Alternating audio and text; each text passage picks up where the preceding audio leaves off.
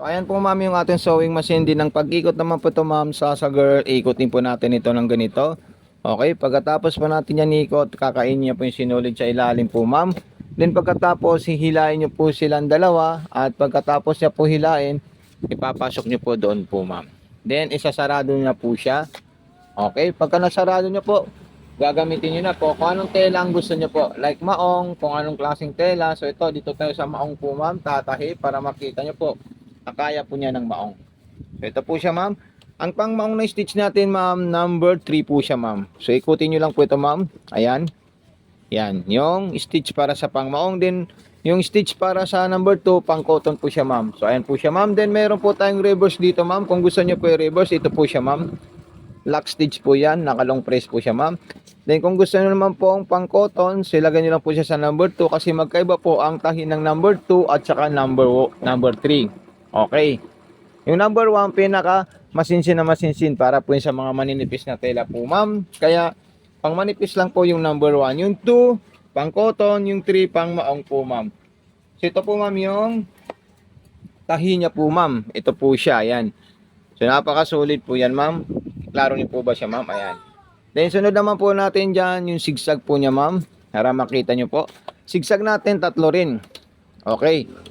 So, meron po tayong zigzag na number 5, number 6, at number 7. So, magkakaiba po yan sa tela, ma'am. Ang normal na zigzag natin is number 5 po. Okay. Then yung number 6 para po yun sa makakapal na tela po, ma'am. Ayan, number 7. Para po yan sa makakapal na tela, pero napakasinsin po siya, panggawa po siya ng manual embroidery natin.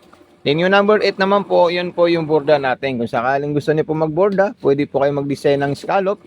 Pwede rin po kayo gumawa ng button holder, garterized, number 9 at number 10. So ganito po kaganda, kasolid itong sewing machine natin na Merit Brand Ma'am Chacha Girl. Okay? Sasa Girl. So yan po si Ma'am Sasa Girl. Okay siya. Ayan po, napakasolid po siya at napakaganda. So wag niyo po kalimutan ma'am, mag-message sa ating FB page kung may concern po kayo.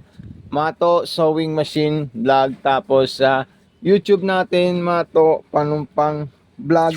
Kasi doon po natin i-upload yung mga video tutorial demo ng ating sewing machine po ma'am. So ayan po siya ma'am, napaka-solid po yan.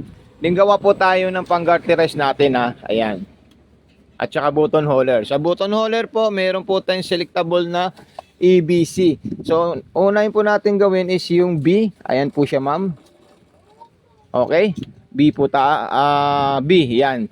Yung B kasi yan po yung lock muna niya, ma'am. Ayan. Lock lang po siya na left and right. Then, pwede ka pumunta ng C para makita mo saan papunta yung button holder natin. Ayan, yung letter C, paatras po siya, ma'am. Okay? Then, pupunta naman tayo ulit sa letter B para mag-lock tayo ulit. Ayan. Then, letter A, pa-forward or pa-abante para matapos niya po yung button holder natin, ma'am. Sasa Girl. So, ito na po siya, ma'am, yung ginawa niyang button holder na napakaganda at napaka-solid. So, okay. So, maglalagay po ako dito, ma'am, ng account natin para dito niya po kayo contact. At wag niyo po kalimutan i-unbox itong sewing machine natin, ma'am. Ayan po yung contact natin, ma'am. Ilalagay natin dito sa mga freebies po ng ating sewing machine para mabilis nyo po ako makontak pag may mga katanungan po kayo or concern dito sa sewing machine ay in-order nyo po, ma'am.